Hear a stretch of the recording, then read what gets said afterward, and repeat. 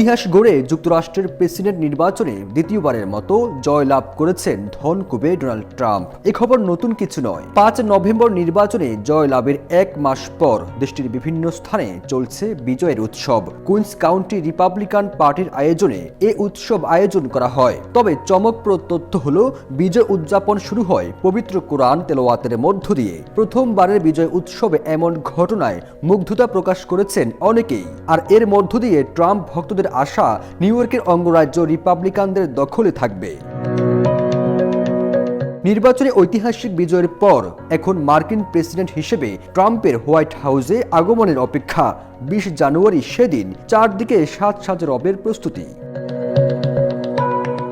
আয়োজকরা জানান, এমন ঘটনা বছর দশেক আগেও কল্পনা করা যায়নি। এবার মুসলিম হিন্দু নির্বিশেষে স্প্যানিশ, বাংলাদেশি, ভারতীয় সবাই ট্রাম্পকে ভোট দিয়েছেন। Double million offer, Walton fridge কিনে পেতে পারেন ২০ লক্ষ টাকা, রয়েছে কোটি কোটি টাকার নিশ্চিত উপহার। আয়োজকরা আশা প্রকাশ করেন, দ্রুতই ডেমোক্রেট এই অঙ্গরাজ্যটিও রিপাবলিকানরা দখল করে নেবে।